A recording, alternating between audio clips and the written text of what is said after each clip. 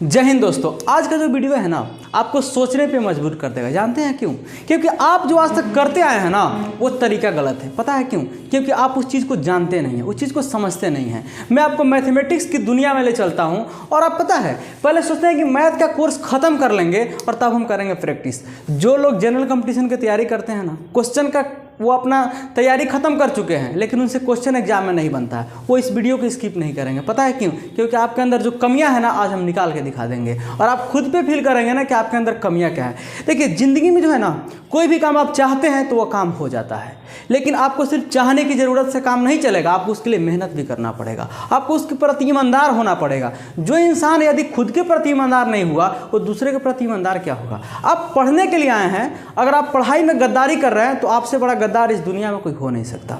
आज की जो टॉपिक है ना जैसे मैथमेटिक्स, तो आप कभी सोचे हैं कि आखिर जो है हमको बैंकिंग में जॉब दे रहा है, हमको एसएससी में जॉब दे रहा है तो हमसे मैथ क्यों पढ़वाएगा? आखिर उसको हमारे मैथमेटिक्स के सब्जेक्ट से क्या रिलेशन है? तो एक नंबर के माध्यम से आपको जांचना चाहता है कि आपके अंदर कितनी टैलेंट है, आपके अंदर कितनी क्षमता है, और उस नंबर को जितना जल्दी आप सोचेंगे आप उतना ज़्यादा टैलेंटेड कहलाएंगे। बस यही है कंपटीशन। अब पता है आप सिलेबस के पीछे भागते हैं, एग्जाम के पीछे भागते हैं, कभी ये नहीं भागते हैं कि आखिर ये क्वेश्चन, ये कॉन्सेप्ट और ये थ्योरम कहना क्या चाहता है। आपने दक्षिण भारत के महान गणितज्ञ के बारे में जाना होगा जिनका नाम है रामानुजम। उन्होंने पूरी की पूरी मैथ के इतिहास को बदल कर रख दिया। पता है क्यों?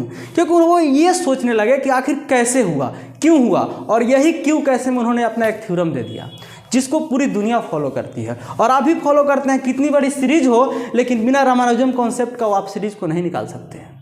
बस आपको भी एक छोटा सा रामानुजम बनना होगा तभी आप किसी कंपटीशन को क्रैक कर पाएंगे। क्योंकि दुनिया में ना बहुत सारे लोग पढ़ रहे हैं लेकिन सीखने और समझने की कला बहुत कम लोगों के पास है जो कंपटीशन में क्वालिफाई कर जाते हैं।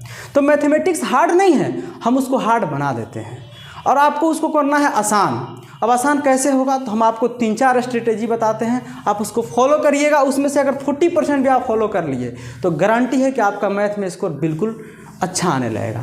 पहला काम क्या है ना कि आपको एग्जाम पे फोकस नहीं करना है, एग्जाम पे फोकस नहीं करना है। अब बोलिए कि बहुत गजब का बात करते हैं सर, अरे पढ़ाई कर रहे हैं एग्जाम के लिए, बोले एग्जाम पे फोकस नहीं करना है, तो बिल्कुल नहीं करना है।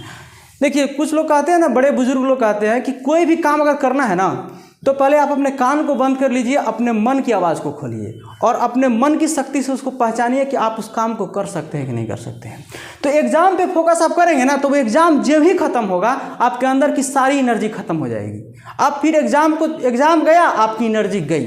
आपको कहाँ पे फोकस करना है? तो एग्जाम छोड़ करके फोकस करना है किस पे? सिलेबस पे। अब देखिए गाँव में एक और कहावत है, कमजोर को और कमजोर बनाओ और मजबूत को और मजबूत बनाओ, तब समाज का विकास होगा लेकिन आपका विनाश हो जाएगा। जानते हैं क्यों?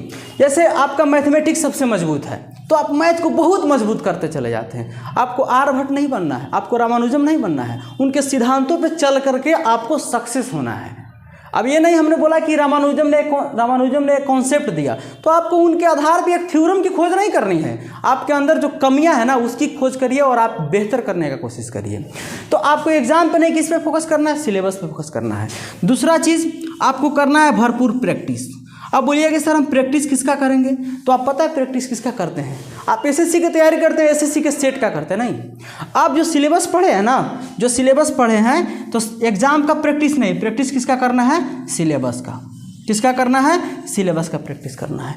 तीसरा, युद्ध लड़ने की सबसे बड़ी स्ट्रेटेजी पता क्या है? पहले नॉलेज को इकट्ठा करिए, फिर करिए उसका अभ्यास, उसके बाद युद्ध के क्षेत्र में जाइए और तब निकालिए अपना निशाना। तो आपका हो गया एग्जाम पे फोकस नहीं, कहाँ पर करना है? सिलेबस पे। प्रैक्टिस किसका करना है? सिलेबस पे। अब बोलिएगा सर किस सिलेबस पे? तो जिसको आप पढ़ करके आए हैं ना या आप पढ़ करके रखे हैं ना उसका करना है प्रैक्टिस। तीसरा आपको क्या करना है? सेट प्रैक्टिस करना है। अब बोलिए कि सेट प्रैक्टिस क्या है सर? आप तो बोले कि प्रैक्टिस नहीं करना है तो सेट प्रैक्टिस क्या है? जैसे आपने परसेंटेज को पढ़ा तो परसेंटेज की जो प्रीवियस ईयर क्वेश्चन है उसको बना डालना है जिसकी आप तैयारी करते हैं, चाहे वो बैंकिंग हो, चाहे एसएससी हो, चाहे वो रेलवे हो। ठीक है, अब ये चीज़ आप करेंगे। और चौथा, जब आपकी अंतिम स्ट्रेटेजी जब चली आएगी, यानी आप जब इतना कर लेंगे ना तो आपके अंदर एक कॉन्फिडेंस आ जाएगा। आप खुद से बोल सकते हैं कि इस एग्ज़ाम के लिए हम 60% क्वालिफाइड है। अब 20% और आपको अंदर डालना है। पता है कैसे? उसके लिए आपको करना है मिक्स प्रैक्टिस। अब मिक्स्ड प्रैक्टिस का मतलब क्या होता है? जैसे हमने आपको सिर्फ ये मैथमेटिक्स के बारे में बताया, लेकिन अब आपको एग्ज़ाम को कैसे कवर करना है जिसकी आप तैयारी करते थे उसका मिक्स्ड, यानी कि आप उस समय के अंदर में उन सारे सब्जेक्ट को क्लियर कर रहे हैं कि नहीं कर रहे हैं। तो 4 काम हो गया। और 5वां काम पता क्या करना है, आपके अंदर जो कमियां है ना उसको लिख डालिए। आपके अंदर जो वीकनेस पॉइंट है ना उसको लिखिए, और वीकनेस पॉइंट को लिखिए तो एक इंसान के अंदर मुश्किल से ना 5 से ज़्यादा 10 से ज़्यादा वीकनेस पॉइंट नहीं हो सकता है। और 1 साल को टारगेट बनाइएगा ना तो 1 महीना में 1 वीकनेस पॉइंट को ख़त्म करना आपके लिए बहुत छोटी सी बात है। 1 दिन में इंसान चाहे तो उस चीज़ को ख़त्म कर सकता है। तो मान लीजिए कि आपके अंदर 10 वीकनेस पॉइंट है। जैसे पहला वीकनेस पॉइंट है कि आप किसी भी चीज़ पे ध्यान नहीं देते हैं, तो उस चीज़ को क्या करिए, काट दीजिए और बोलिए कि आज से हमको ध्यान देना है। दूसरा चीज़, हम सुबह जल्दी जगते नहीं हैं, तो आप उस चीज़ को क्या करिए, काट दीजिए, बोले कि हमको सुबह से जगना है। एक बार में नहीं, पहले ध्यान देना है तो 10 दिन तक ध्यान दीजिए। 11वें दिन से सुबह ध्यान भी देना है और जगना भी है।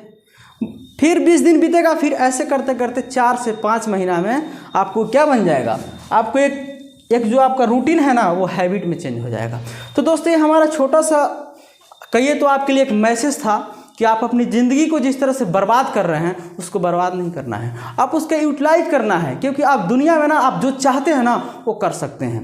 देखिए रास्ता मत बदलिए, क्योंकि इरादे नेक होंगे तो मंजिल ज़रूर मिलेगी। और ईमानदारी से बड़ी कोई ताकत नहीं है, लेकिन आपको ईमानदार पहले अपने काम के प्रति, खुद के प्रति होना होगा, क्योंकि ईमानदारी आपको उस मंजिल तक पहुँचा सकती है जहाँ तक किसी को पहुँचने की सोच भी नहीं होगी। तो फिर मिलते हैं किसी नेक्स्ट वीडियो में, तब तक के लिए जय हिंद।